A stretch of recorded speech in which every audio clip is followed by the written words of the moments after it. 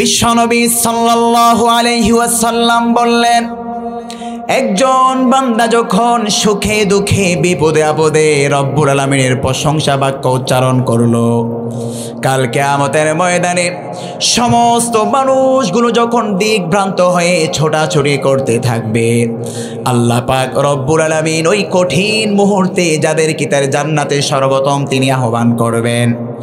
বিশ্বনবী বললেন, সহিহ মুসলিম শরীফের বর্ণনা এসেছে, আউয়ালু মান ইউদআ ইলাল জান্নাতি ইয়াউমাল কিয়ামাতিল্লাযীনা ইয়াহমাদুনাল্লাহা ফিস সাররাই ওয়াদ-দাররা।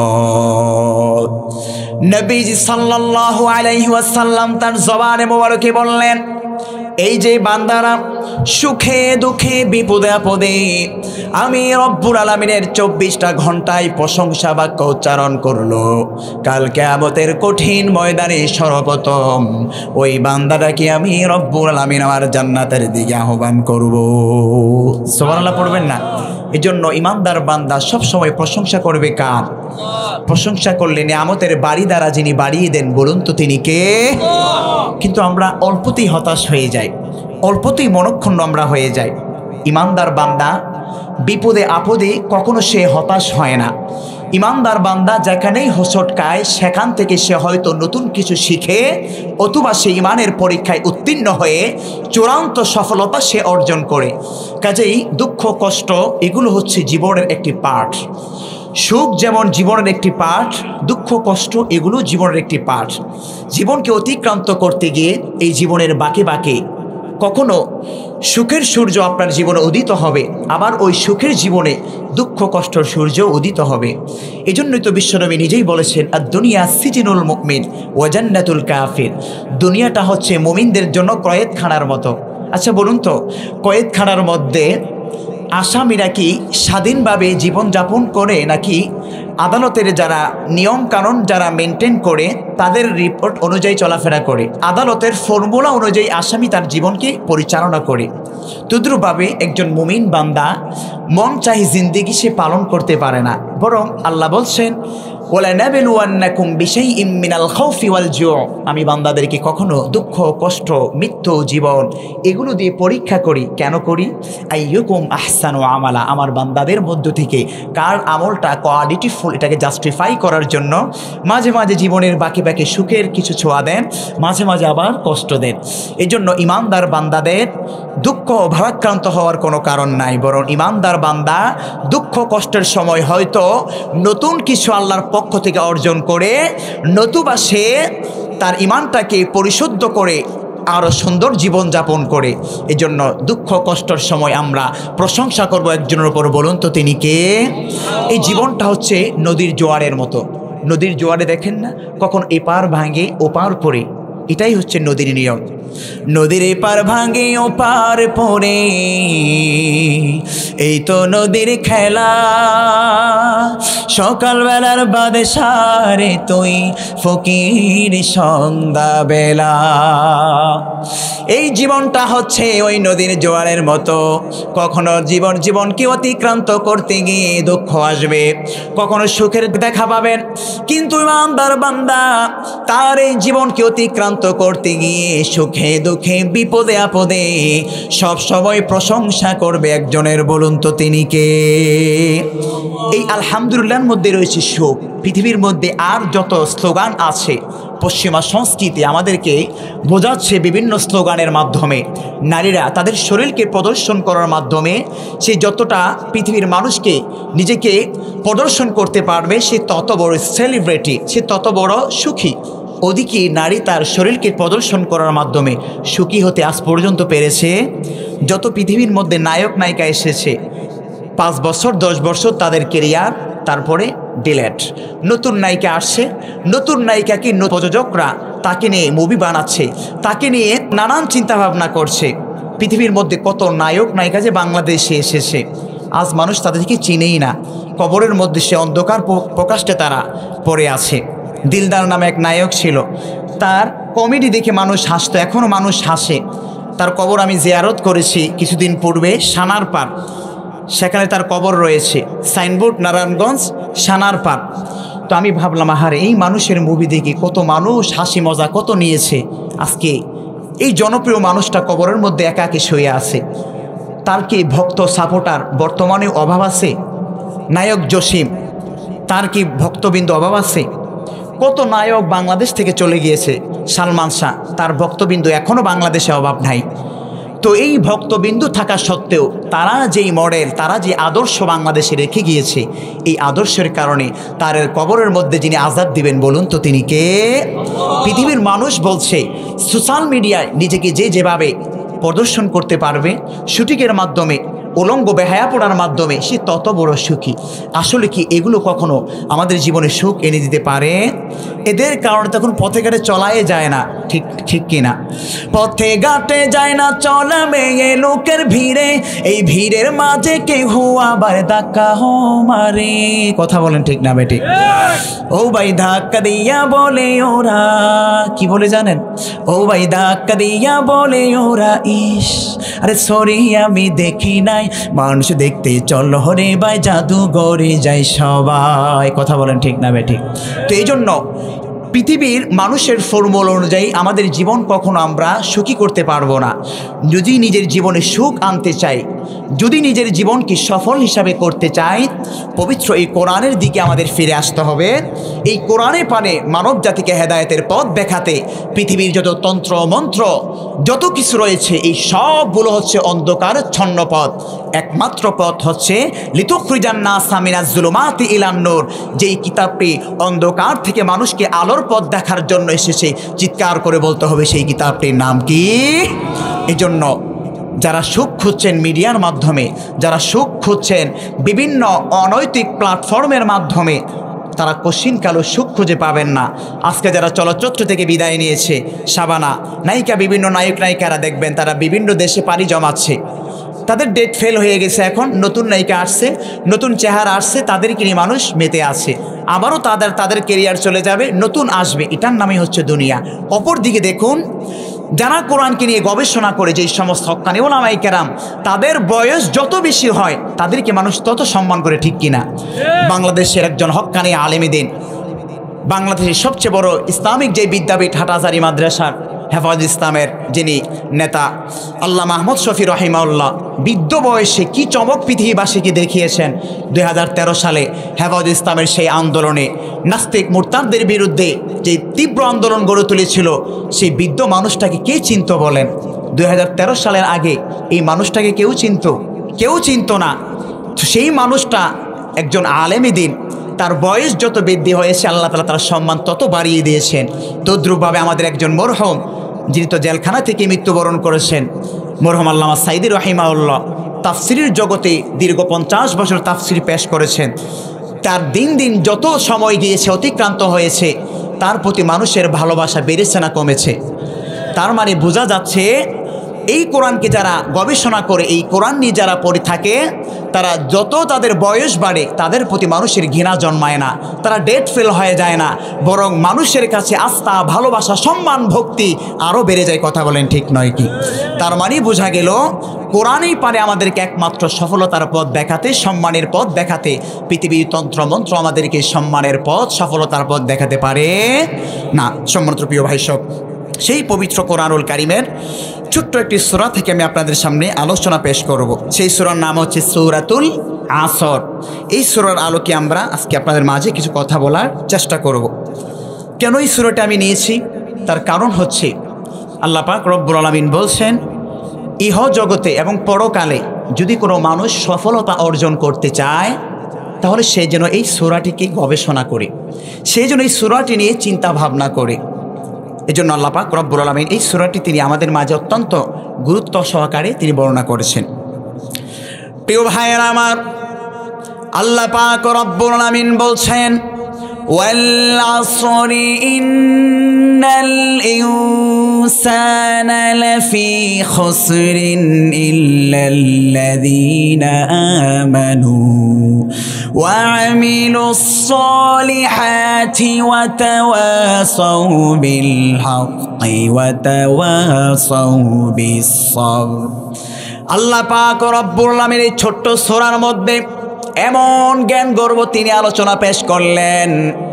বিশ্বনবী সাল্লাল্লাহু আলাইহি ওয়াসাল্লাম হাদিস শরীফের মধ্যে উল্লেখ করলেন, কানা রাজুলানি মিন আসহাবিন নবী সাল্লাল্লাহু আলাইহি ওয়াসাল্লাম ইযা ইলতাকিয়া লাম ইয়াতাফাররাকা হাত্তা ইয়াকরা আহাদুহুমা আলাল উখরা। বিশ্বনবী সাল্লাল্লাহু আলাইহি ওয়াসাল্লাম সূরাতুল আসরের ফজিলত বর্ণনা করতে গিয়ে বললেন, সাহাবায়ে কেরামের মাঝে এমন দুই ব্যক্তি ছিল, যখন তারা পরস্পরে একে অপরের সাথে সাক্ষাৎ করতেন এবং সেই সাক্ষাতের পরে যখন তারা পৃথক হতেন, ততক্ষণ পর্যন্ত তারা একে অপর থেকে পৃথক হতেন না, যতক্ষণ পর্যন্ত হাত্তা ইয়াকরা আহাদুহুমা আলাল উখরা আউযু বিল্লাহি মিনাশ শাইতানির রাজীম, যতক্ষণ না পর্যন্ত সূরাতুল আসর একে অপরকে পড়ে না শোনাতেন, ততক্ষণ পর্যন্ত তারা একে অপর থেকে পৃথক হতেন না। এই জন্যই তো নবী করিম সাল্লাল্লাহু আলাইহি সাল্লামকে বলা হলো, আইয়ুল আমালি আহাব্বু ইলাল্লাহ ইয়া রাসূলুল্লাহ ইয়া হাবিবাল্লাহ, রব্বুল আলামিনের কাছে কোন আমলটা সবচেয়ে বেশি পছন্দনীয়? বিশ্বনবী সাল্লাল্লাহু আলাইহি ওয়াসাল্লাম বললেন, as-salatu ala waqtiha। বিশ্বনবী বললেন, সময় মতো নামাজ আদায় করা। কি করা? সময় মতো নামাজ আদায় করা। তার মানেই হচ্ছে আল্লাহ পাক রব্বুল আলামিন যে সূরাতুল আসরের প্রথম আয়াতে কারিমার মধ্যে তিনি সময়ের কসম করলেন, ওয়াল আস। সুতরাং সময়ের গুরুত্ব আল্লাহর কাছে আছে না নাই? সময় মতো নামাজ আদায় করা এটা অনেক গুরুত্বপূর্ণ একটি কনসেপ্ট, কারণ সময়টা আল্লাহর কাছে দামি বিদায় আল্লাহ তাআলা সময়ের কসম কাটলেন এবং তিনি বললেন, আস-সালাতু আলা ওয়াক্তিহা, সময় মতো নামাজ আদায় করা। এজন্য ইমাম শাফি রাহিমাহুল্লাহ তিনি বললেন যে এই সূরাতুল আস কোরআনুল কারীমের মধ্যে এমন একটি দামি সূরা, যদি শুধুমাত্র আল্লাহ পাক রব্বুল আলামিন কোরআনুল কারীমের মধ্যে 114টি সূরার মধ্যে শুধুমাত্র এই একটি সূরা আল্লাহ তাআলা নাজিল করতেন, বাকি 113টি সূরা তিনি নাজিল না করতেন, শুধুমাত্র একজন মানুষের ইসলাম বোঝার জন্যই এই একটি মাত্র সূরা সূরাতুল আসরই যথেষ্ট হয়ে যেত। পড়েন সুবহানাল্লাহ। প্রিয় ভাইয়েরা, এজন্য আল্লাহ পাক রব্বুল আলামিন সময়ের কসম কাটলেন, কারণ রব্বুল আলামিন পৃথিবীবাসীকে জানিয়ে দিলেন, ও দুনিয়ার মানুষেরা, যদি তুমি ইহ জগৎ এবং পরকালে সফলতা অর্জন করতে চাও, তুমি সময়কে মূল্যায়ন করো। কারণ যে ব্যক্তি সময়কে মূল্যায়ন করতে পারল না, ওই ব্যক্তিকে সময় কখনো সফলতার জায়গায় নিয়ে যায় না। আপনি যদি সফল ব্যক্তি হিসাবে পৃথিবীর মধ্যে প্রতিষ্ঠিত হতে চান, অবশ্যই সময়কে আপনাকে প্রায়োরিটি দিতে হবে। যে ব্যক্তি হেলায় দুলায় সময়গুলোকে পার করে দেয়, ওই সময়েরও কিন্তু একটা জীবনধারা আছে, ওই সময়েরও কিন্তু একটা প্রাণ রয়েছে। যদি সময়কে আপনি অবহেলা করেন, সময়ও আপনাকে সমাজের মধ্যে অপদস্থ লাঞ্ছিত হিসাবে প্রমাণিত করবে, ঠিক কিনা? আর যদি সময়কে মূল্যায়ন করে ভালোভাবে পড়াশোনা করেন, সময়কে মূল্যায়ন করে যদি আপনি কাজে লাগান, সময়কে মূল্যায়ন করে যদি প্রত্যেকটি কাজকর্ম আপনি সুন্দরভাবে করতে পারেন, ওই সময়ও একদিন না একদিন আপনাকে পৃথিবীবাসীর সামনে সফলতার সর্বোচ্চ জায়গায় নিয়ে যাবে, ঠিক কিনা? কোনো ব্যক্তি যদি রাজনীতির পিছনে সময় ব্যয় করে, সময় তাকে একদিন না একদিন, 1 বছর পর হোক 2 বছর পরে হোক, ভালো রাজনীতিবিদ হিসাবে সমাজের মধ্যে তাকে উপহার দিবে। কোনো ব্যক্তি যদি ইলমে দ্বীন অর্জন করার পিছনে সময় ব্যয় করবে, এক তো সে দুনিয়াতেও সম্মানিত হবে, আখিরাতেও তার জন্য সম্মান আছে না নাই? কাজেই সময়কে যে মূল্যায়ন করবে, সময়ও তাকে দুনিয়ার মধ্যে, আখিরাতেও না করলে, কেউ যদি দুনিয়ার পিছনেও সময়ের পিছনে সময় দেয়, সেই সময় দুনিয়াতে তাকে চমকিয়ে দেবে, ঠিক কিনা? এই জন্য আল্লাহ পাক রব্বুল আলামিন সময়ের কসম কাটলেন। আল্লাহ পাক রব্বুল আলামিন কেন সময়ের কসম তিনি করলেন? এর অন্যতম একটি কনসেপ্ট হচ্ছে, কারণ যারা এই সময়কে মূল্যায়ন করতে পেরেছে, তার ইহকাল এবং পরকালকে সফলতার জায়গায় নিয়ে যেতে পারেছে। কথা বলেন, ঠিক নয় কি? তবে হ্যাঁ, আল্লাহ পাক রব্বুল আলামিন পরের আয়াতে কারিমার মধ্যে বলছেন, ইন্নাল ইনসানা লাফি খুসর সমস্ত মানুষ ক্ষতির মধ্যে রয়েছে, তবে 4 শ্রেণীর মানুষ ব্যতীত। কয় শ্রেণীর মানুষ ব্যতীত? আল্লাহ প্রথমে সময়ের কসম করলেন, তারপরে রব্বুল আমিন বললেন সমস্ত মানুষগুলো ক্ষতির মধ্যে রয়েছে। প্রশ্ন হতে পারে, আল্লাহ এত বড় মহান, এত বড় এত কিছু, যিনি সমস্ত পৃথিবীর সৃষ্টিকর্তা, যিনি আমার আপনার বিধানদাতা, যিনি আমার আপনার রিজিক দাতা, ওই আল্লাহ কেন সময়ের কসম কাটলেন? কারণ সময়ের চাইতে যিনি বড় তিনি বলুন তো কে? কেন সময়ের আল্লাহ কসম কাটলেন? তার অন্যতম কারণ হচ্ছে এই সময়টা যেই সৃষ্টিজীবীর সাথে জড়িত সেটা হচ্ছে কি? মানুষ। আর মানুষকে আল্লাহ তাআলা ওয়ালা কদ কাররামনা বানি আদম, বড় মায়া করে, বড় সম্মান করে তিনি সৃষ্টি করেছেন। আর আল্লাহ বলছেন সমস্ত মানুষ ক্ষতির মধ্যে রয়েছে। কেন ক্ষতির মধ্যে রয়েছে? যেই মানুষ সময়টাকে হেলায় দুলায় কাটিয়ে দিবে, সে তার এই সময়ের মধ্যে মাত্র 50 বছর 40 বছর জিন্দেগির সময়টার মধ্যে সে যদি আল্লাহ পাক রব্বুল আমিনকে চিনতে না পারে, আল্লাহর দয়া অনুগ্রহকে সেই পুঙ্খানুপুঙ্খানুভাবে অনুসরণ না করতে পারে, ইন্নাল ইনসানা লাফি খুসর, ওই মানুষগুলো ক্ষতির মধ্যে পড়ে থাকবে। এজন্য আল্লাহ পাক রব্বুল আমিন শুধুমাত্র এখানে ইন্নাল মুসলিমিনা লাফি খুসর শুধুমাত্র মুসলিমদেরকে মেনশন করেন নাই, বরঞ্চ আল্লাহ তাআলা পৃথিবীর যত মানুষ আছে আল্লাহ সকল মানুষকে ইনসান বলে সম্বোধন করলেন। চাই সে কাফের হোক, চাই সে মুশরিক হোক, আল্লাহ বললেন সমস্ত মানুষগুলো ক্ষতির মধ্যে রয়েছে। প্রিয় ভাই সব, বলছিলাম এই মানুষের সাথে সময়ের পরিক্রমা জড়িত আছে না নাই? কারণ এই যে আমরা জীবনকে অতিক্রান্ত করছি, আমাদের থেকে সময় গত হচ্ছে কিনা? এই ওয়াল আসর শব্দের অনেকগুলো অর্থ হয়। নাম্বার 1 হচ্ছে সময়ের কসম। এই সময়ে কোনো ব্যক্তিকে সম্মানিত করে, এই সময় কাউকে আবার লাঞ্ছিত করে, ঠিক কিনা? কারণ এই সময়গুলোকে অতিক্রান্ত করেই তো মানুষের জীবন অতিক্রান্ত হয়। আবার সূরাত আসরের আরেকটি অর্থ হচ্ছে ইতিহাস।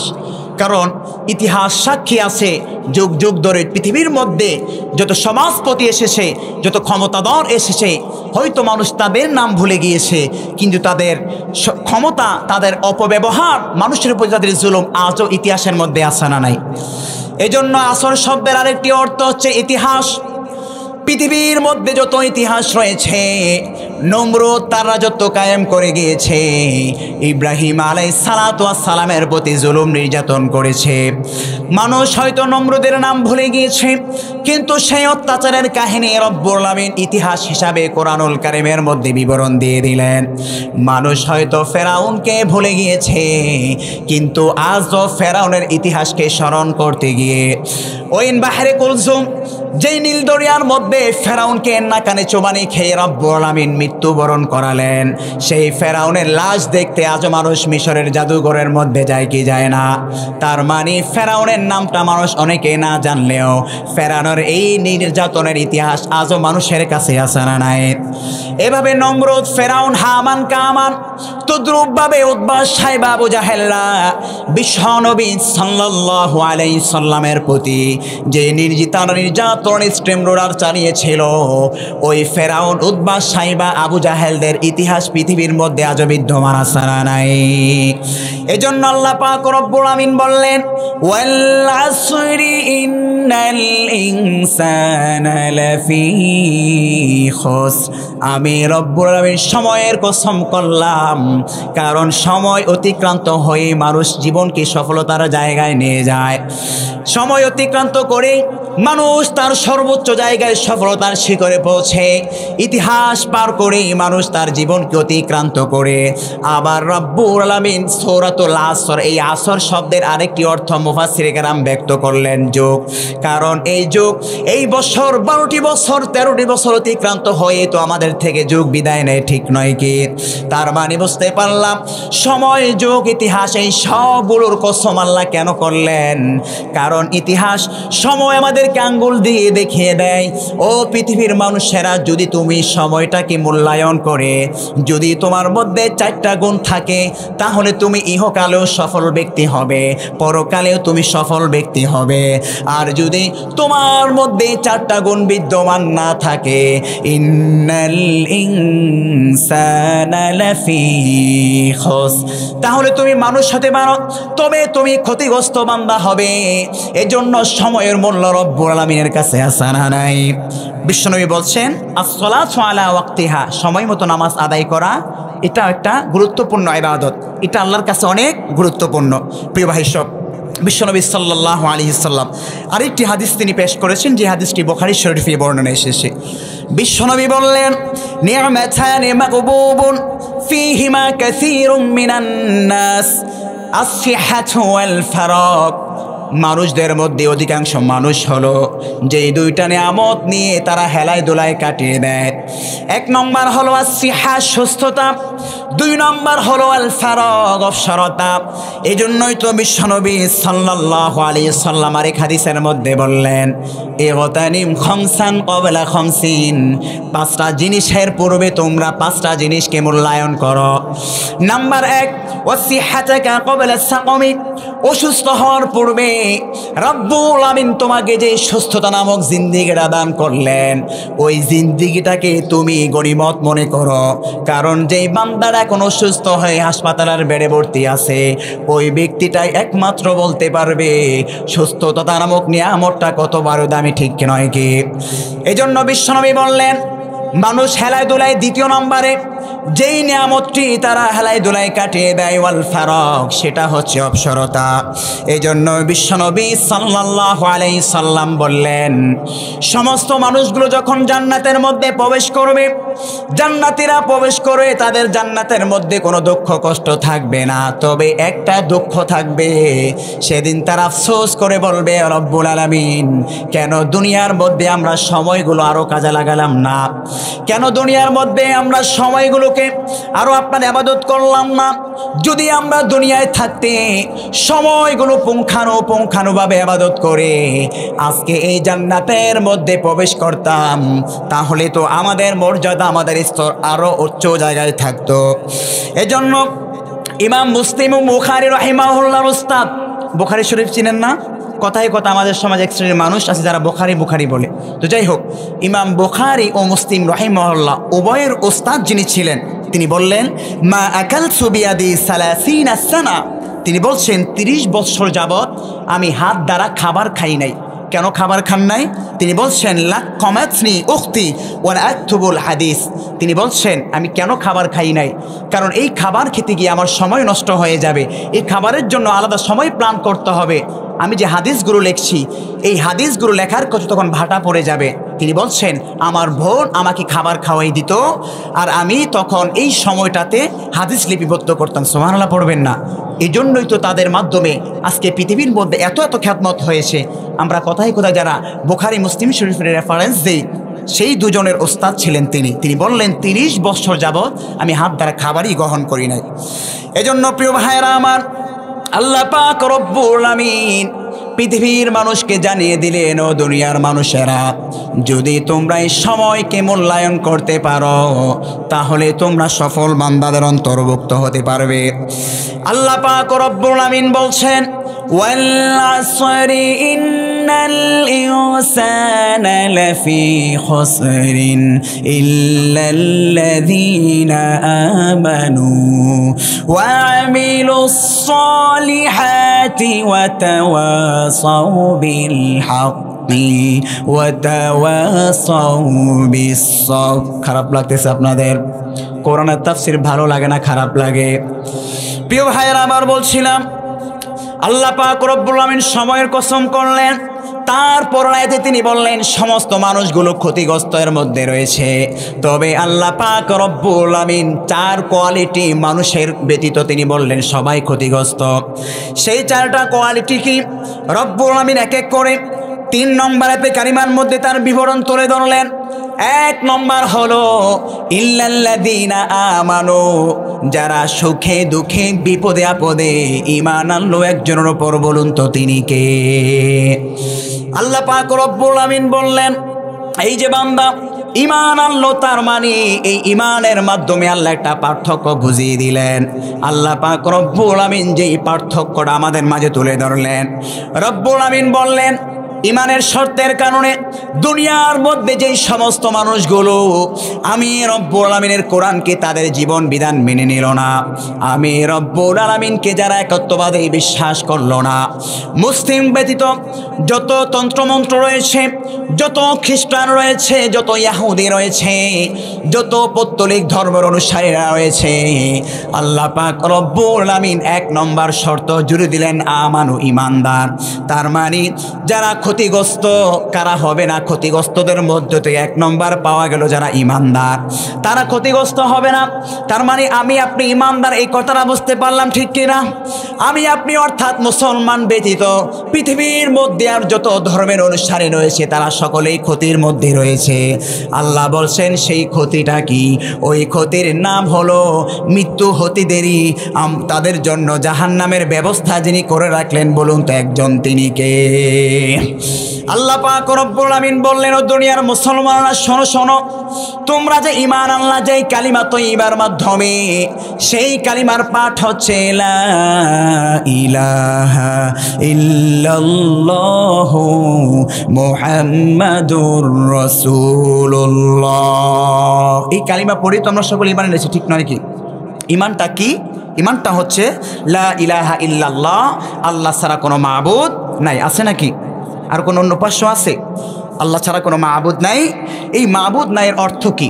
মাবুদ নাইয়ের অর্থ হচ্ছে এই দিনকে যিনি সৃষ্টি করেছেন তিনি কে? এই সন্ধ্যাকে যিনি সৃষ্টি করেছেন তিনি কে? এই যে আসমান আর জমিন, জান্নাত জাহান্নাম, গোটা পৃথিবীর যেই বৈচিত্র্য, সাগর পর্বত পাহাড়, মানুষের জীবনের যেই পরিবর্তন, ভালো মন্দ, যিনি সব কিছু সৃষ্টি করলেন বলুন তো তিনি কে? লা ইলাহা ইল্লাল্লাহ, এটার নামই হচ্ছে ঈমান। এই যে আমরা পৃথিবীর মধ্যে যা কিছু দেখি, আমাদের অদৃশ্যের বাহিরে আরো অনেক নিয়ামত আছে না নাই? যেমন জাহান্নামকে আমরা কেউ দেখেছি, জান্নাত আমরা দেখি নাই। আল্লাহ বললেন, বান্দা যে তুমি ঈমান আনলে দৃশ্য এবং অদৃশ্যের প্রতি, এটাই হচ্ছে লা ইলাহা ইল্লাল্লাহ, এটাই হচ্ছে কালিমা তয়্যিবার মূল দাবি, এটাই হচ্ছে ঈমানের দাবি। এজন্য আল্লাহ পাক রব্বুল আমিন সূরাতুল কসসের ৭১ নং আয়াতে কারিমার মধ্যে বলছেন, কুল আরাআইতুম ইন জাআলাল্লাহু আলাইকুমুল লাইলা সারমাদান ইলা ইয়াউমিল কিয়ামাতি মান ইলাহুন গায়রুল্লাহি ইয়াতিকুম বিদিয়া। আল্লাহ পাক রব্বুল আমিন বলছেন, নবী হে আপনি বলুন, তোমরা কি মনে করো আল্লাহ পাক রব্বুল আমিন যে তোমাদের ওপর যেই রাত্রিকে দান করেছেন, এই রাত্রকে কিয়ামত পর্যন্ত স্থায়ী করে দিবেন? নবী হে আপনি বলে দিন, তুমি আল্লাহ ছাড়া এমন কোনো কি মাবুদ আছে যেই মাবুদ তোমাদেরকে এই রাত্র থেকে আলোর দিকে নিয়ে যেতে পারে? কোনো মাবুদ কি আমাদের আল্লাহ ছাড়া আছে নাকি? কি বলেন? আল্লাহ বললেন, আমি রব্বুল আমিন যেই রাত্র নামক তোমাদের মাঝে অন্ধকার দিলাম, এই অন্ধকারকে যিনি পরিবর্তন করতে পারেন বলুন তো তিনি কে? সেজন্য আল্লাহ পাক রব্বুল আমিন বলছেন সূরাতুশ শূরা ৪৯ নং আয়াতে কারিমার মধ্যে, লিল্লাহি মুলকুস সামাওয়াতি ওয়াল আরদ, এই আসমান জমিন যিনি সৃষ্টি করলেন একজন বলুন তো তিনি কে? ইয়াখলুকু মা ইয়াশা, তিনি যাকে চান, ইয়াহাবু ইনাসা, সন্তান দান করেন, ইয়াহাবু লিমান ইয়াশাউ যুকুর, তিনি যাকে চান মেয়ে দান করেন, তিনি যাকে চান পুত্র সন্তান দান করেন। আও ইউজাউবিজুহুম যুকরানা ওয়া ইনাসা, আবার তিনি যাকে চান মেয়ে এবং সন্তান যিনি দান করেন দুটোটাই বলুন তো তিনি কে? ওয়া ইয়াজআলু মান ইয়াশাউ আকিমা, তিনি যাকে চান, এমন অনেক পরিবার রয়েছে, এমন অনেক দাম্পত্য রয়েছে যাদের সন্তানও নাই, যাদের মেয়েও নাই, আকিমা, তাদেরকে বন্দা করে যিনি রাখলেন বলুন তো তিনি কে? সেজন্য আল্লাহ পাক রব্বুল আমিন বললেন, লাহু মুলকুস সামাওয়াতি ওয়াল আরদি ইউহয়ি ওয়া ইউমীত, যিনি জীবন দান করেন, চিৎকার করে বলতে হবে তিনি কে? যিনি জীবন থেকে মৃত্যু দান করতে পারেন তিনি কে? সুখ দুঃখের মালিক যিনি বলুন তো তিনি কে? নাকি কোনো বাবা? কি বলেন? সমাজের মধ্যে এমন অনেক মানুষ রয়েছে আল্লাহর কাছে চায় আবার বাবার কাছেও চায়, এমন কিছু মুসলমানের সংখ্যা বাংলার জমিনে আছে না নাই? শাহজালাল রহমাতুল্লাহ আলাই, শাহপরান রহমাতুল্লাহ আলাই, বড় বড় বিখ্যাত বুজুর্গের কবর আপনি জিয়ারত করতে গেলেন, কবরের জিয়ারতের সময় সূরা ফাতিহা পাঠ করলেন, রুহের মাগফিরাত কামনায় দোয়া করলেন, ও রব্বুল আলামিন আপনি পীরের কবরটাকে জান্নাতের ফয়সালা করে দেন, ও রব্বুল আলামিন আপনি তার কবরটাকে রহমত বর্ষণ করুন। এভাবে আপনি দোয়া করলেন, কিন্তু খানিকক্ষণ পরে আপনি দোয়া করছেন, ও রব্বুল আলামিন ও আমার পীর বাবা, আমার মুর্শিদ, আমার শায়েখ, আমার অনেক দিন ধরে সন্তান হচ্ছে না, আপনি আমাকে একটা সন্তান দান করেন। যদি আপনি এই দোয়া করেন তাহলে আপনার ঈমান আছে না গেছে? কারণ যিনি দিতে পারেন সন্তান, ছেলে মেয়ে, যিনি দিন কেরাত করতে পারেন, যিনি জীবন থেকে মৃত্যু দান করতে পারেন, বলুন তো একজন তিনি কে? কিন্তু আপনি বাবার দরবারে গিয়ে, বাবার কবরে গিয়ে আপনি মোনাজাত করে চাইলেন, ও বাবা আমার অনেক দিন ধরে সন্তান হচ্ছে না, কাজে আপনি আমাকে সন্তান দান করেন। এটা আল্লাহ ব্যতীত অন্যের কাছে আপনি চাইলেন কি চাইলেন না? এটা শিরিকের গুনাহ হলো কি হলো না? বাংলার এই জমিনে এমন কিছু ভণ্ড পীরের দরবার আছে না নাই? আবার ওই সমস্ত দরবারে এমন এমন অনেক শিল্পী রয়েছে, যেই শিল্পীগুলো বলে জীবন নামের নাহবা সাইলামে খাজা তরে নামে আমারে লইয়া যাও গো মদিনার পানে। নাউজুবিল্লাহ পড়বেন না। এই গানটা আপনারা শুনেছেন কিনা? ওই যে ফরিদপুরের এক বিখ্যাত ভণ্ড দরবার, আট্রসি দরবার, যেই আট্রসি দরবার থেকে ইতিমধ্যে একজন আলেমে দিন তাদের দরবারের আলাউদ্দিন জিহাদি, সে তাদের দল থেকে পরিত্যাগের ঘোষণা দিয়েছে। আবার কিছু কিছু মানুষ দেখলাম তাকে নিয়েও আনন্দ উচ্ছ্বাস প্রকাশ করছে।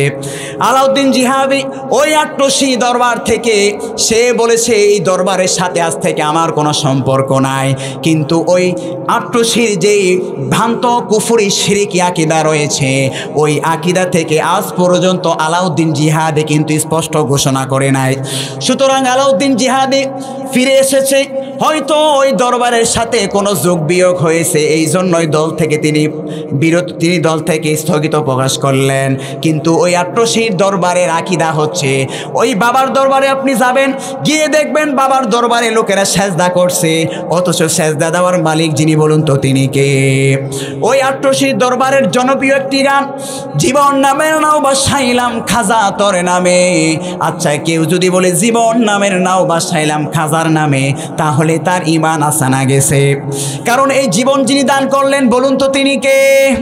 সুতরাং আর এই জীবন নামের নাওটা যেদিন আমার আপনার এই দেহ থেকে মালাকুল মাউত এসে রূহটাকে কবজ করে নিয়ে যাবে, সেদিন এই জীবন নামের নাওটাকে যিনি নিঃশেষ করে দিবেন একজন, বলুন তো তিনি কে? কিন্তু ওই যে আট্রসি দরবারের বন্ড শিল্পী বলছে, জীবন নামের আহবাসা গেলাম খাজা তরে নামে আমারে লইয়া যাও রে মদিনার পানে। নাউজুবিল্লাহ পড়বেন না।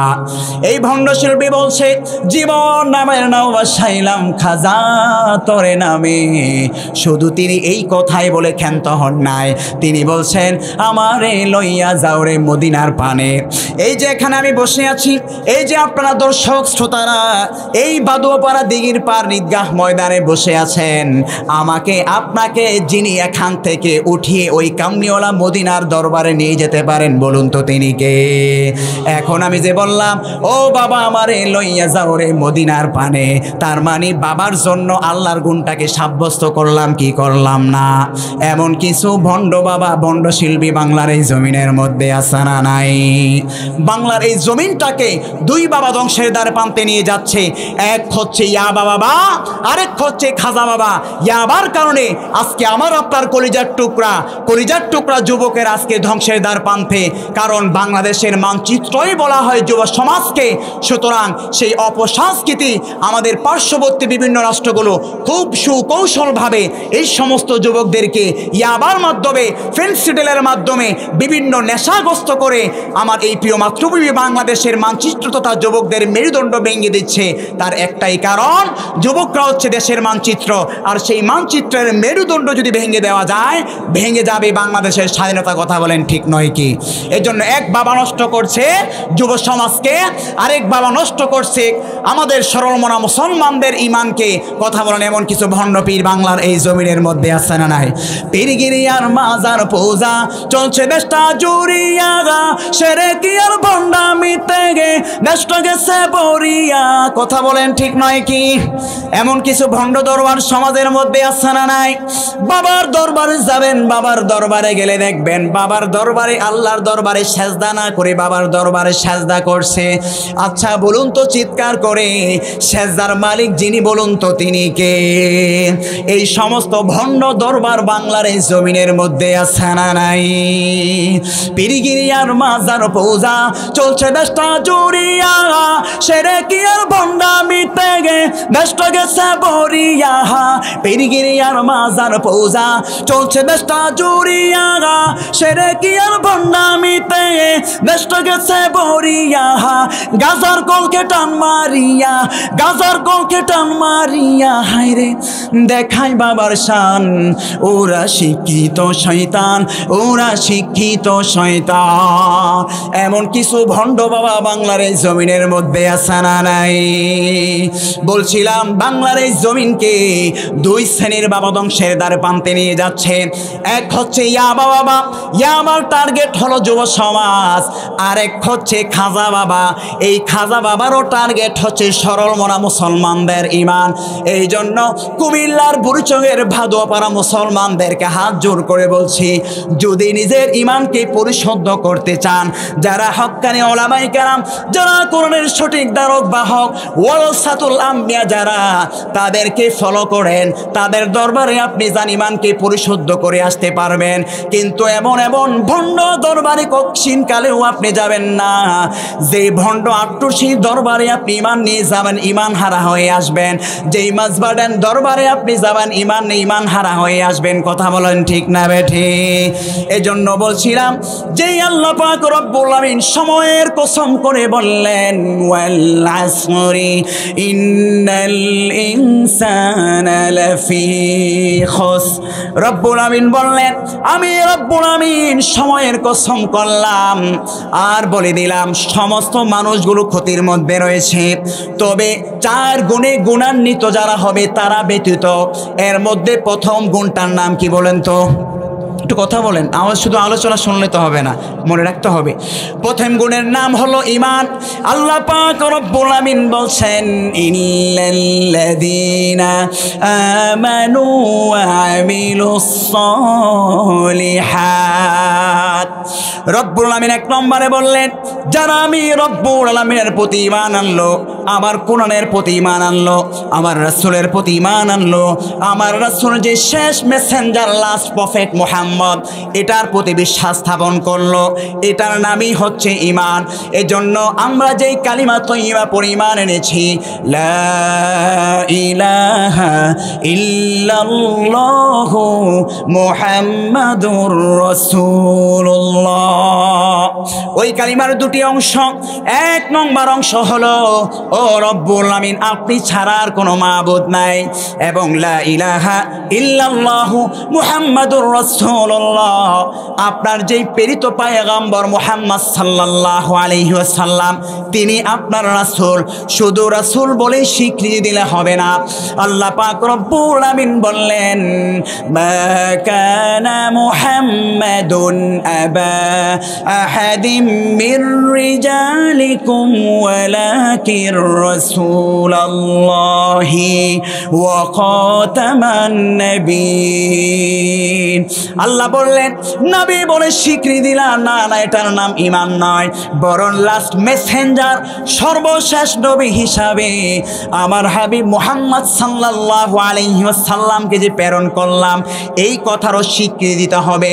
যদি কাদিয়ানের মতো স্বীকৃতি না দাও, তাহলে নিজেকেই যত মুসলিম দাবি করো ওই কাদিয়ানি ফেরকার মতো, তারপরেও তুমি কশিনকালে মুসলিম হতে পারবা না। কথা বলেন ঠিক না বেঠিক?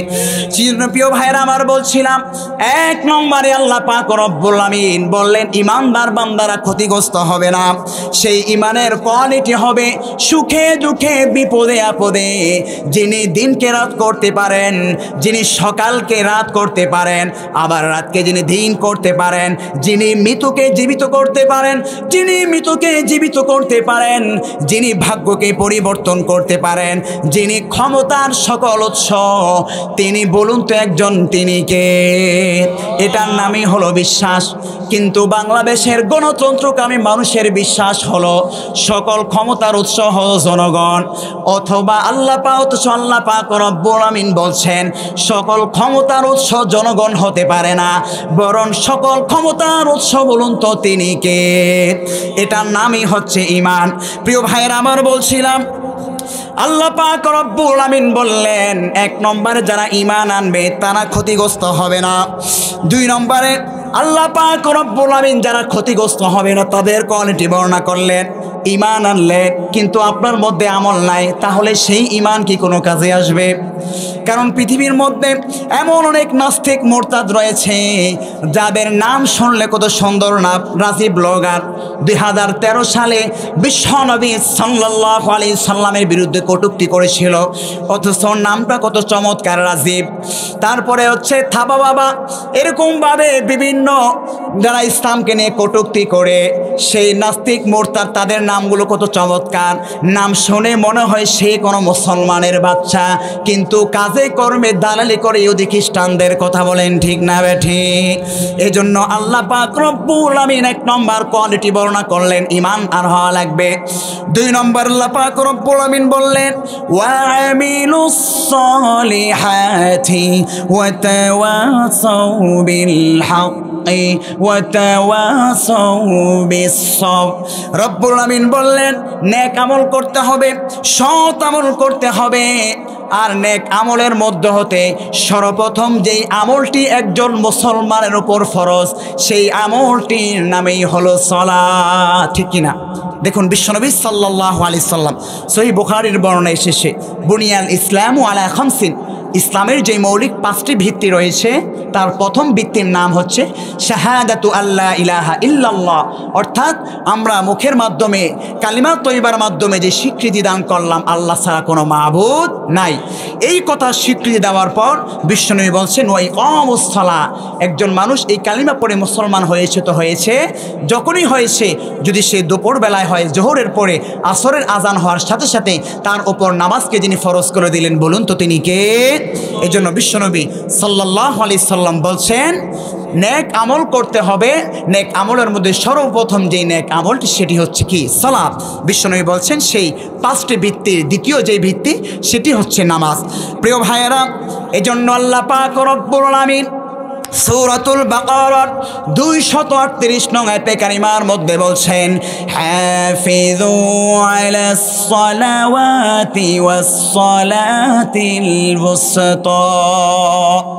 আল্লাহ পাক রব্বুল আমিন বললেন ও দুনিয়ার মানুষেরা, তোমরা নামাজকে হেফাজত করো।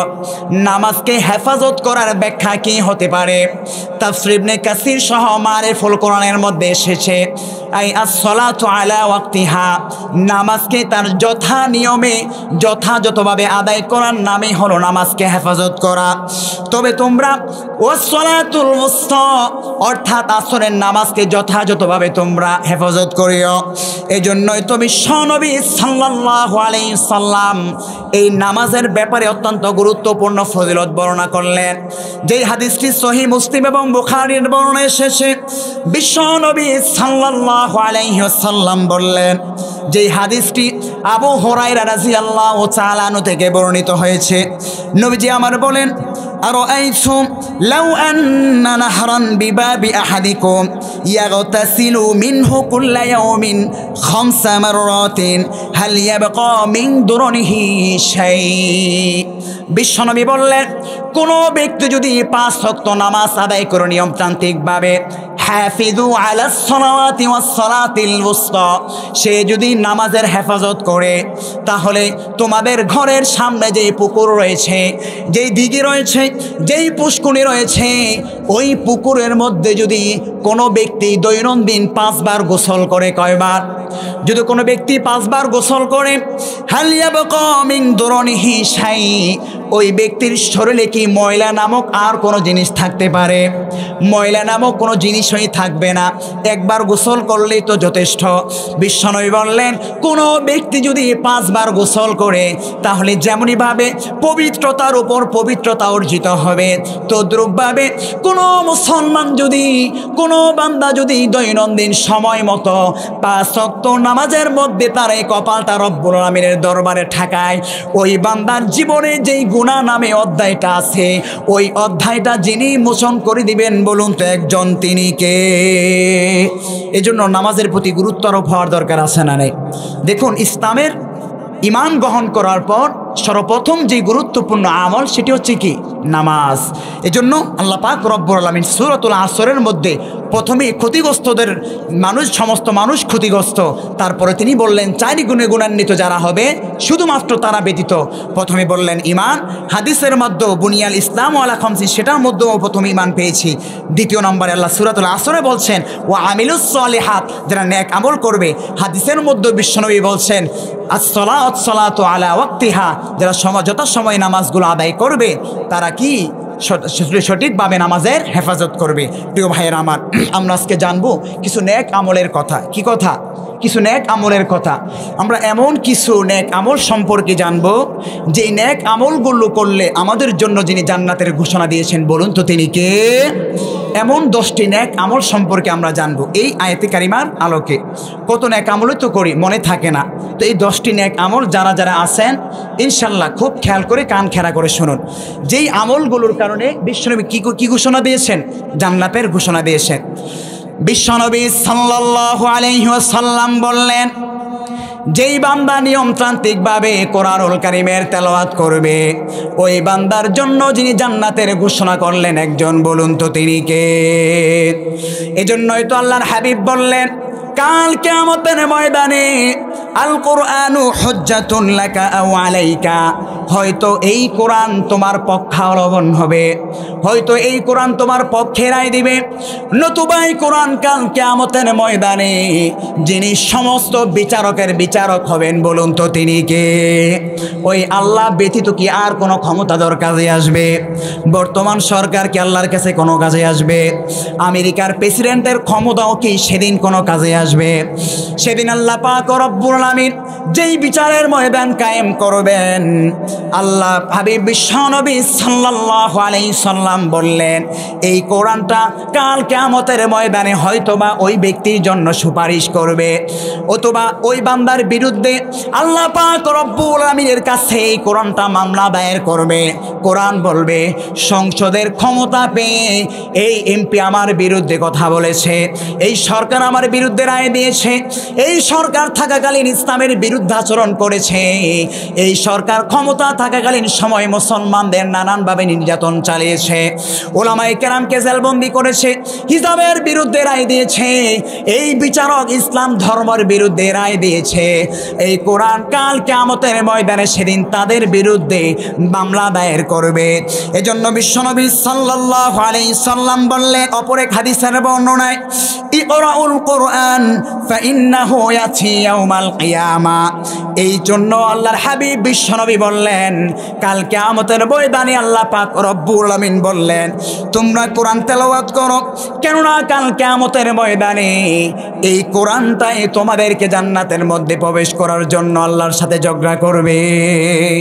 অপর এক হাদিসের মধ্যে বিশ্বনবী সাল্লাল্লাহু আলাইহি সাল্লাম বলছেন, যে হাদিসটি মুসলিম শরীফের বর্ণনা এসেছে, শাফিআন লি আসহাবি, সুপারিশের জন্য আল্লাহর কাছে কি করবে? করবে? আল্লাহ তাআলার কাছে সুপারিশ করবে।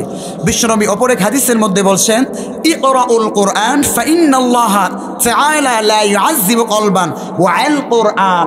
কাল কিয়ামতের ময়দানে যারা কোরআনুল কারীমকে তেলাওয়াত করেছে, কোরআনের অর্থ অনুধাবন করেছে, কোরআন অনুযায়ী নিজের জীবনকে পরিচালনা করেছে এবং কোরআনকে নিজের অন্তরে সংরক্ষণ করেছে, আল্লাহ তাআলা তাদেরকে ওই কলবটাকে জাহান্নামের আযাব থেকে এই কোরআনের কারণে মুক্তি দিবেন। পড়েন আল্লাহু আকবার। প্রিয় ভাইয়েরা আমার, বুঝতে পারলাম এই কোরআন আমার আপনার জন্য।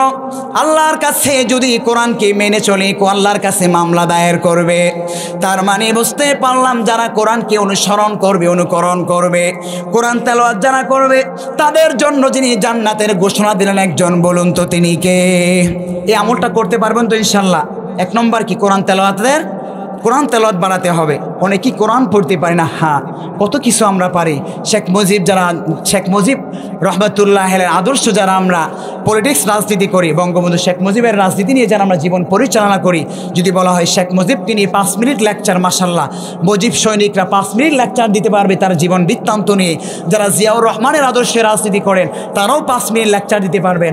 আফসোস পরিতাপের বিষয় হচ্ছে এই যে কোরআনুল কারীম জীবন বিধান হিসাবে, শান্তির বার্তা হিসাবে তিনি পাঠালেন, ওই কোরআনকে নিয়ে আমরা পড়তেও পারি না, ওই কোরআনের ফজিলত জানবো তো দূরের কথা, ঠিক কিনা? এই জন্য প্রিয় ভাইয়েরা, কোরআনের তালিম আমাদের ঘরে ঘরে প্রচলন করতে হবে, মুক্তবগুলোকে গুরুত্ব দিতে হবে, আমার আপনার সন্তানকে বিশুদ্ধ কোরআন তেলাওয়াত শেখাতে হবে। প্রিয় ভাইয়েরা আমার, বিশ্বনবী সাল্লাল্লাহু আলাইহি ওয়াসাল্লাম 2 নম্বরে যে আমলটির কথা বললেন, সদা সর্বদা জিকির করা। কি করা? জিকির করা। জিকির হবে একজনের নামে, বলুন তো তিনি কে? নাকি বাবার নামে জিকির হবে? বাবার নামে জিকির করা যাবে না।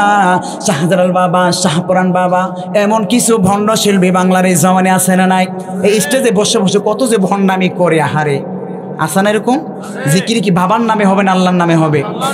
আল্লাহ পাক বিশ্বনবী সাল্লাল্লাহু আলাইহি সাল্লাম বলছেন, জিকিরের মধ্যে সর্বোত্তম যে জিকিরটি, আফজালুজ যিকরি লা ইলাহা ইল্লাল্লাহ। পড়েন না, লা ইলাহা ইল্লাল্লাহ। জিকিরের মধ্যে সর্বোত্তম যে জিকির সেটি হচ্ছে কি? লা ইলাহা ইল্লাল্লাহ। ওয়া আফজালুদ দুআই আলহামদুলিল্লাহ। দোয়ার মধ্যে সর্বোত্তম দোয়া হচ্ছে কি? আলহামদুলিল্লাহ। বুখারীর বর্ণনা, বিশ্বনবী সাল্লাল্লাহু আলাইহি সাল্লাম আরেকটি হাদিস বলেছেন, ফাইন্নাল্লাহা হারামা আলান নারি মান ক্বালা লা ইলাহা ইল্লাল্লাহ।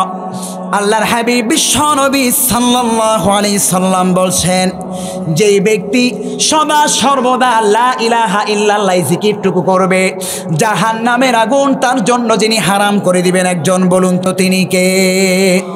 অপর এক হাদিসের বর্ণনা বিশ্বনবী বললেন, মান কানা আখিরু কালামা লা ইলাহা ইল্লাল্লাহ দাখালাল জান্নাহ। যেই ব্যক্তি সদা সর্বদা লা ইলাহা ইল্লাল্লাহ জিকির করবে এবং তার জীবনের শেষ বাক্য লা ইলাহা ইল্লাল্লাহ হবে, ওই ব্যক্তির মৃত্যু হতে দেরি, ওই ব্যক্তির জন্য যিনি জান্নাতের ব্যবস্থা করে রেখেছেন একজন, বলুন তো তিনি কে?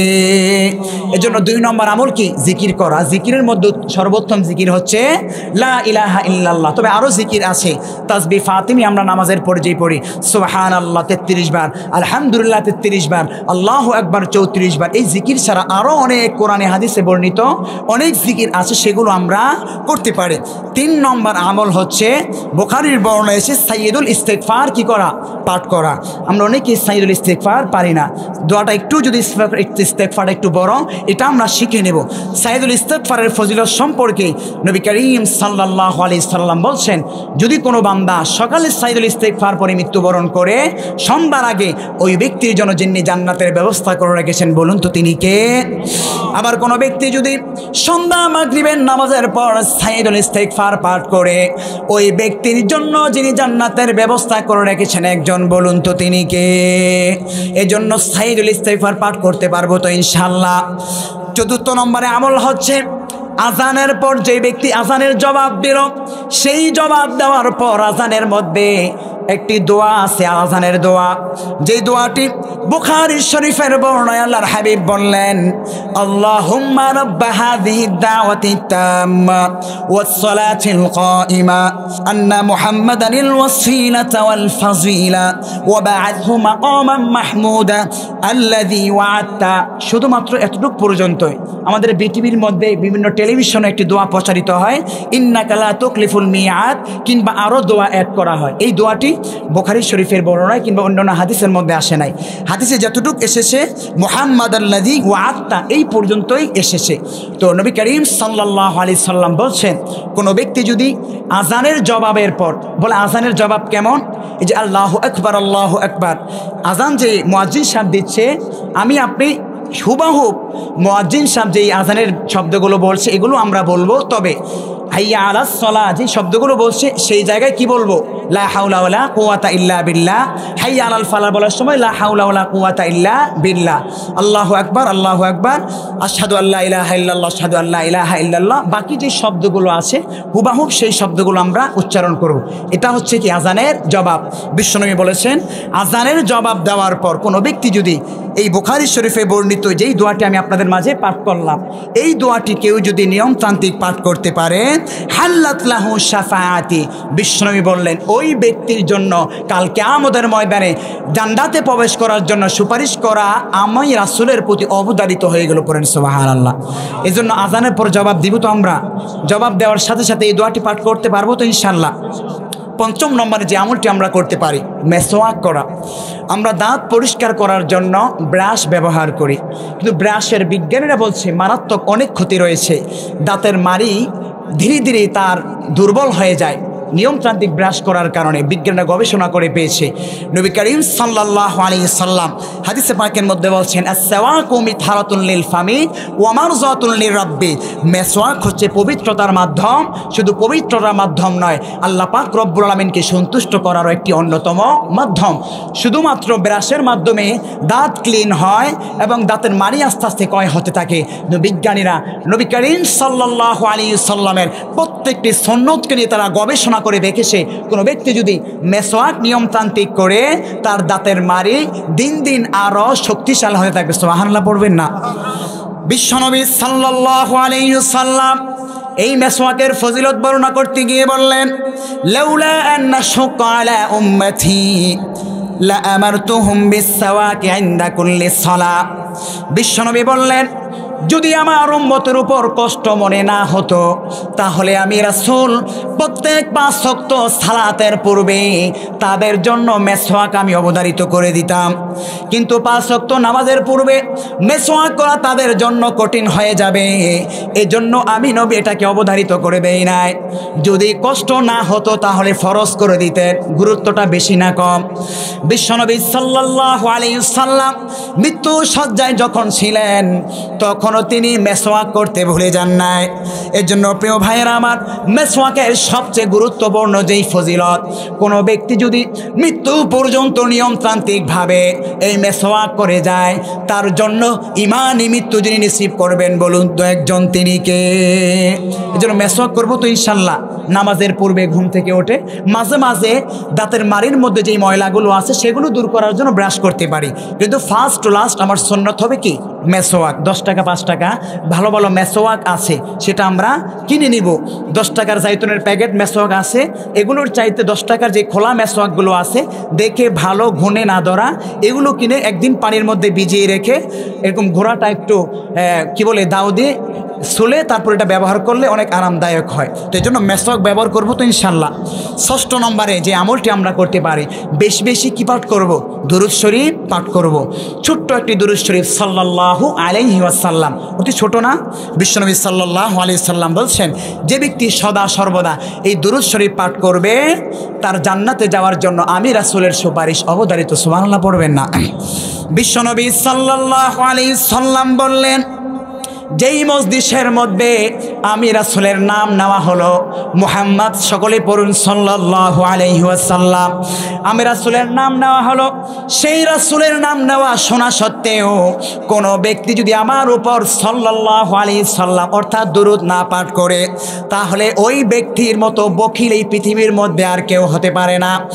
এজন্য প্রিয় ভাইয়েরা আমার, বিশ্বনবী সাল্লাল্লাহু আলাইহি ওয়াসাল্লাম অপর এক হাদিসের বর্ণনায় বললেন, কোন ব্যক্তি যদি শুক্রবারে আসর নামাজের পর আল্লাহুম্মা সাল্লি আলা মুহাম্মাদিন নবিয়্যিল উম্মি এই দুরূদটি পাঠ করতে পারে, তার ৮০ বছরের গুনাহ যিনি মাফ করে দিতে পারেন, বলুন তো একজন তিনি কে? এই ছোট্ট দোয়াটি শুক্রবার আসর নামাজের পর এদিক সেদিক না তাকিয়ে, কারোর সাথে কথা না বলে, এই ছোট্ট আমলটি যদি আমরা এক বৈঠায় আল্লাহুম্মা সাল্লি আলা মুহাম্মাদিন নবিয়্যিল উম্মি এটি পাঠ করতে পারি, ৮০ বছরের গুনাহ আল্লাহ তাআলা মাফ করে দিবেন। এজন্য এই ৬ নম্বরে এই আমলটি করতে পারবো তো ইনশাআল্লাহ। ৭ম নম্বরে যে আমলটি করতে পারি, বেশি বেশি ইস্তেগফার পাঠ করা। নবীজি সাল্লাল্লাহু আলাইহি ওয়াসাল্লাম ইস্তেগফারের ফজিলত সম্পর্কে বললেন, মান লাজিমাল ইস্তিগফার জাআলাল্লাহু লাহু মিন কুল্লি যিকিন মাখরাজা ওয়া মিন কুল্লি হাম্মিন ফারাজা ওয়া রাযাকাহু মিন হাইসু লা ইয়াহতাসিব। বিশ্বনবী সাল্লাল্লাহু আলাইহি সাল্লাম বললেন, যেই বান্দা নিজের ওপর ইস্তেগফারকে অবধারিত করে নেবে, লাজেম করে নেবে, আল্লাহ পাক রব্বুল আমিন এই হাদিসের মাধ্যমে 3টা পুরস্কারের ঘোষণা করলেন। 1 নম্বর পুরস্কার হলো মিন কুল্লি যিকিন মাখরাজা, তার জীবনে যত সংকীর্ণতা রয়েছে এই সংকীর্ণতা থেকে যিনি পরিত্রাণ দিতে পারেন, বলুন তো তিনি কে? নাম্বার 2 ওয়া মিন কুল্লি হাম্মিন ফারাজা, আমাদের জীবনে টেনশন পেরেশানি আছে না নাই, এই পেরেশানিগুলো এই ইস্তেগফার করার কারণে আল্লাহ দূর করে দিবেন। 3 নম্বর পুরস্কার হলো ওয়া রাযাকাহু মিন হাইসু লা ইয়াহতাসিব, আল্লাহ পাক রব্বুল আমিন এমন জায়গা থেকে তিনি আমাদের জন্য রিজিকের ব্যবস্থা করে দিবেন যে আমি আপনি কখনোই কল্পনাই করতে পারি না। মানুষ সব রিজিকের পেরেশানি, সেই সকালবেলা অফিস ঘর থেকে বের হয়, সন্ধ্যাবেলা ফিরি, একটাই উদ্দেশ্য রিজিকের পেরেশানি। আল্লাহ বলছেন, কোনো বান্দা যদি শুধুমাত্র আস্তাগফিরুল্লাহ শব্দ কয়টা? 2টা, আস্তাগফিরু আল্লাহ। এই আস্তাগফিরুল্লাহ অর্থ হচ্ছে আল্লাহ আমি আপনার কাছে ক্ষমা প্রার্থী।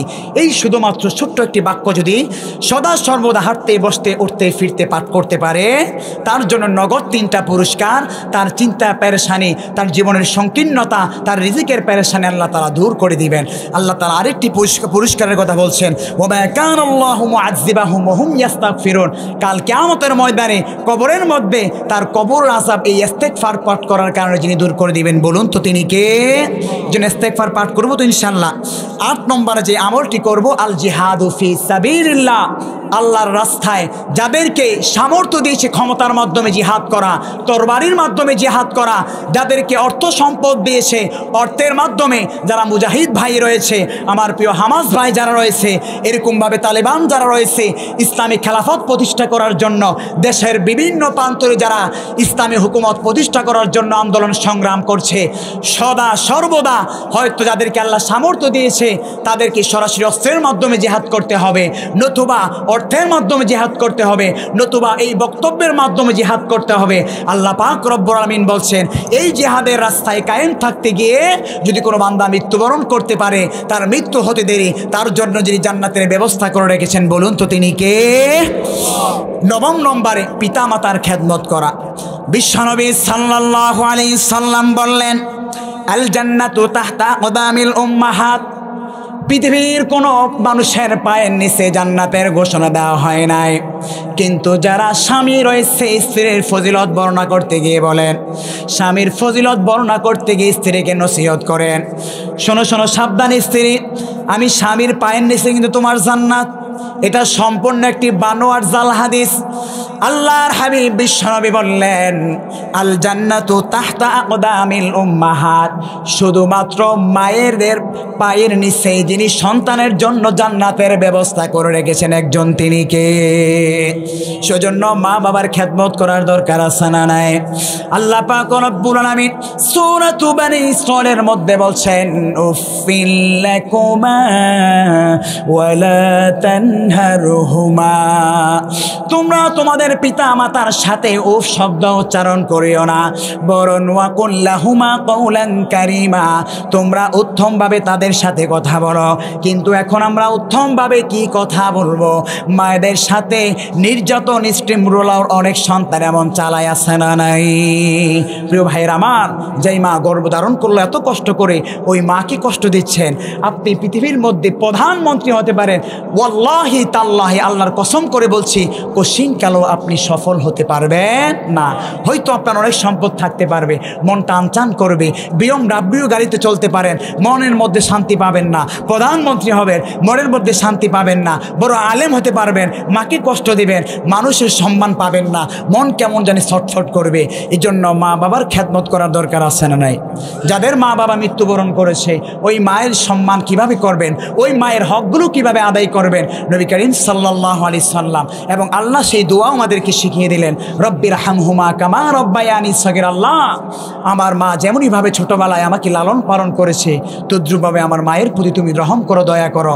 আল্লাহর পাক রব্বুল আমিন সকলকে আমাদের মা বাবার প্রতি সদাচরণ করার তৌফিক দান করুন। সকলে পড়ছি আমিন। 10 নম্বরে যে আমলটি আপনাদেরকে দিয়ে যাচ্ছি, গুনাহ ছেড়ে সুন্নতি জিন্দেগি গঠন করার দরকার আছে না নাই? বলে সুন্নতি জিন্দেগি কি?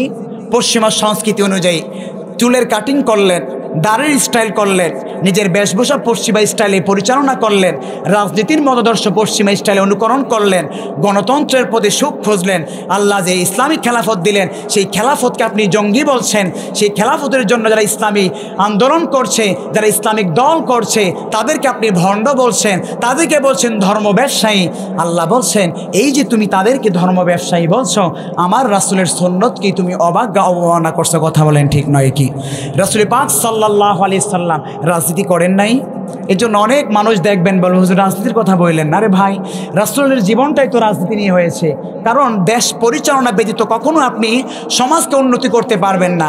এই যে বর্তমান প্রধানমন্ত্রী আছে, তিনি যদি ক্ষমতায় না থাকতেন, পদ্মা সেতু সহ এত উন্নত করতে পারতেন? এই তো ক্ষমতা উন্নত করতে পারতেন না। তো এই জন্য ক্ষমতার অন্যতম শর্ত হচ্ছে সমাজকে উন্নত করা, সমাজকে স্টাবলিশ করা, দুর্নীতির জায়গা থেকে মুক্ত দেওয়া। এই জন্য যদি আপনি বলেন ইসলামের মধ্যে রাজনীতি নাই, তার মানে হচ্ছে আল্লাহ যে বলছেন কমপ্লিট ইসলাম ধর্ম, আল ইয়াউমা আকমালতু লাকুম দীনাকুম ওয়া আতমামতু, আমি আল্লাহ ইসলাম ধর্মকে পরিপূর্ণ করে দিলাম। তাহলে আপনি যে নেতা, পাতি নেতা, হুজুরকে বললেন হুজুর রাজনীতি নিয়ে আলাপ করেন না, তার মানেই হচ্ছে ইসলাম যে রাজনীতির কথা বলছে, আপনি সেই রাজনীতির পাঠটাকে অস্বীকার করলেন। আর যদি রাজনীতি কোরআনের মধ্যে না থাকে, তাহলে কোরআন কেমন করে সঠিকভাবে কমপ্লিট ধর্ম হতে পারে? তার মানে বোঝা গেল রাজনীতি বলেন, রাজনীতির বাহিনী বলেন, সব কিছুই কোরআনের মধ্যে আসে না নাই। এই জন্য প্রিয় ভাইয়েরা, সুন্নতি জিন্দেগি গঠন করে গুনাহ থেকে মুক্ত হয়ে আমরা যেন আমাদের জীবনকে গঠন করতে পারি। বিশ্বনবী সাল্লাল্লাহু আলাইহি সাল্লাম বলছেন, মান আহাব্বা সুন্নতি ফাকাদ আহাব্বানি, যে আমার সুন্নতকে ভালোবাসলো সে যেন আমাকে ভালোবাসলো, আর যে আমাকে ভালোবাসলো ও মান আহাব্বানি কানা মাই ফিল জান্নাহ, সে জান্নাতে আমার সাথে থাকবে। সুবহানাল্লাহ পড়বেন না? তার মানে আমলের কথা কয়টা বললাম? 10টা আমল বিশ্বনবী সাল্লাল্লাহু আলাইহি সাল্লাম বললেন, যে ব্যক্তি কন্টিনিউ সেই 10টি আমল করতে পারবে, তাকে জান্নাতে প্রবেশ করার দায়িত্ব যিনি করে দিলেন, বলুন তো তিনি কে? 1 নম্বর আমল হলো দৈনন্দিন কোরআন তেলাওয়াত করা। নাম্বার 2 হচ্ছে 5 ওয়াক্ত নামাজের শেষে জিকির আজকার করা। নাম্বার 3 হচ্ছে সাইয়্যিদুল ইস্তেগফার, সকাল সন্ধ্যা পাঠ করা। 4র্থ নাম্বার হচ্ছে আযানের জবাব দেওয়ার পর কোরআন হাদিসের মধ্যে যেই দোয়া বর্ণিত আছে সেই দোয়া পাঠ করা। 5ম নম্বরে মেসওয়াক করা। 6 নম্বরে বেশি বেশি দুরূদ শরীফ পাঠ করা। 7 নম্বরে সকাল সন্ধ্যা সর্বদা হাঁটতে বসতে বসতে ইস্তেগফার পাঠ করা।